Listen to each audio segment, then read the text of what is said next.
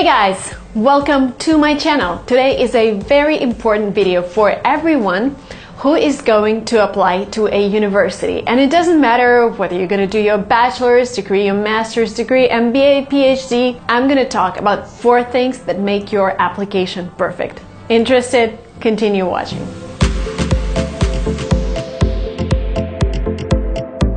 Everything that I'm going to talk about is based on my own experience, and I'm also using the experience I've got while helping others apply to the dream university and get a scholarship to finance their studies. If your application is 100%, we can divide it into 4 parts. Part number 1, it's 30% of your whole application, and this is basically what you've already done. So if you've done your bachelor's degree already, they're going to look at your GPA. If you graduated from high school, they're going to look at your high school GPA.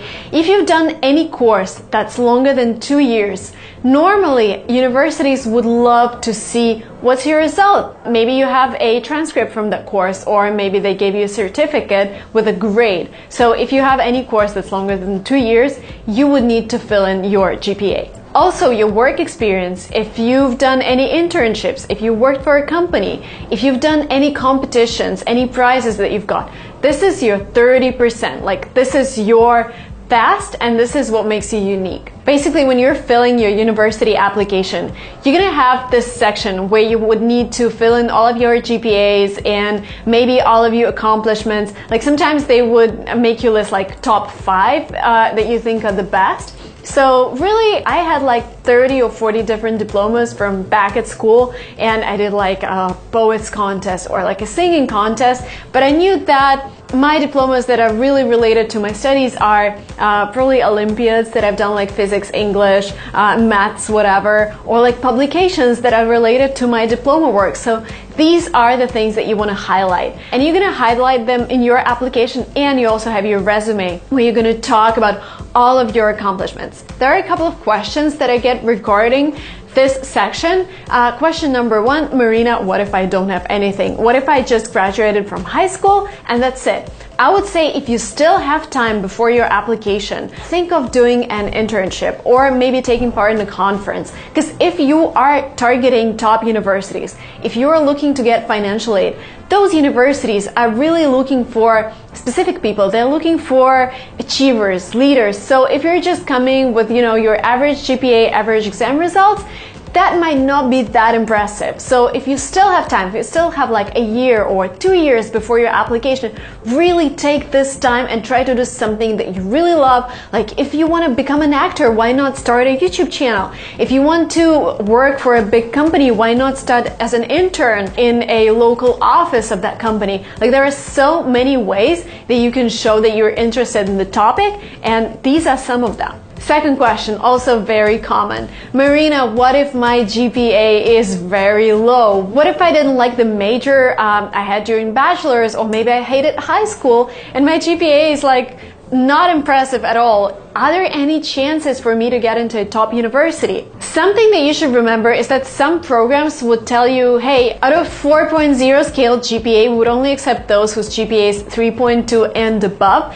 Yes, that happens, especially with top universities, but that doesn't mean that you won't be able to find a university that accepts people with lower GPA. So finding the right university would be the key here. And then the second part to it, maybe your GPA is 3.3 and the average GPA of people who got accepted to the program is 3.5. So here, you need to prove that you're academically strong, because when a university looks at your GPA and it's like 3.3 and they would on average accept a GPA of 3.7, they're like, oh, maybe the student is not academically strong. Maybe he would not be able to take part in the program because he would not understand what's going on in the class. So here, you can prove that you're academically strong by taking a standardized test. So if we're talking about bachelor's degree, taking an SAT and getting a strong result is a great indicator of your academic abilities. Same for your MBA or master's. Like GMAT, that's above 700 is a great result.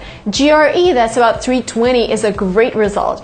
SAT, that's above 1300 is a great result. So if your GPA is on a lower scale, please make sure that your standardized tests are on a higher scale. And this is how we're moving to the second part of your application. Another 30% are your standardized tests. If you're an international student, you would need to take either TOEFL or IELTS if you're going to study in an English-speaking country. And here it doesn't matter if you get 120 on your TOEFL or like 80. What matters is that you're above the minimum level that the university requires. For example, university requires 80. If you scored 81, it's okay, like they're going to consider your application. But if you scored 79, they might reject you just based on your TOEFL score because you would not be able to comprehend what they're talking about in English. But there are some things to remember. If you're applying to get a teaching assistantship, and this is something I've seen in the University of Florida, they would ask you for a higher TOEFL score. So as far as I remember, the TOEFL score to get in is 90, and if you're applying for a teaching assistantship, they would ask you to have 100. So if you're considering financial aid, please do your research and make sure that your TOEFL is enough for both admissions and financial aid. When we talk about other tests like GMAT, GRE, SAT, there's a completely different situation. The majority of universities wouldn't even have a minimum on that, so they say we accept any score, but what they're gonna do later, they're gonna compare you to other students. So a good practice here is to look at the average class profile of the previous year and see how much the average student that got in scaled on the standardized test. And again, here you have a great variety of different universities. Some universities would accept you with a 670 on GMAT. If you look at like Harvard, their average is 730. And again, same for SAT and GRE. So really make sure that you are a little above average from the last year. Part number 3, also 30% of your application, and that's your personal statements. Personal statements is the only way to show the admissions committee that you are a great personality. It's the only way to tell your stories that are not told in the rest of your application. Like maybe there is something that happened to you when you were like, I know I'm gonna do that. Like for me, when I first went to the UK and started practicing English, I had this aha moment. I'm like, oh my God, this is a game changer in language learning. This is what I want to talk about to other language learners. Tell them that, hey, you have this amazing opportunity to travel, take a language course in an international language school,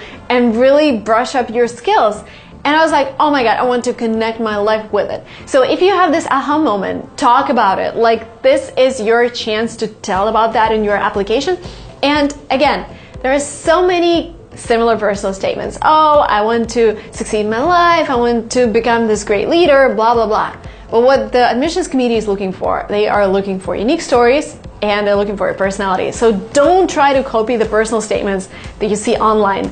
Come up with your own story. Yes, follow a template, and I'm going to talk about the templates in my later videos, but please be unique and talk about what really drives you and what motivated you to apply to that particular program. And the rest of the application, 10% left, are your recommendation letters. And again, it's really important that they're coming from people who know you really well, who you worked with together for a long time, who can give really good insights on your abilities, and again, tell anecdotes, tell real stories, how you perform in the workplace. When you have this structure in mind, I would say this is the way for you to allocate time during your preparation. So 30% of your time goes to making sure you have all of the achievements and your resume looks good and your applications are filled in. 30% of your time, exam prep. And yes, I know it takes a while depending on your English level abilities, on your math skills. 30%, please dedicate them to personal statements. Don't just write something that you've copied online. And the other 10% should go to your recommendation letters, and you should spend them and talking about what kind of anecdotes they can mention in the recommendation letter. So these 4 things make a perfect application. Do not underestimate any of these. The university is looking at you as a whole person, not just a set of numbers.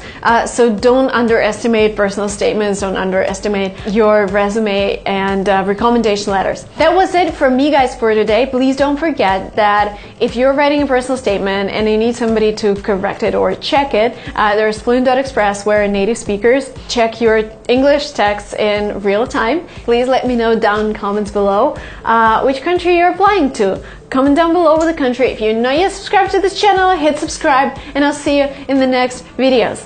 Bye!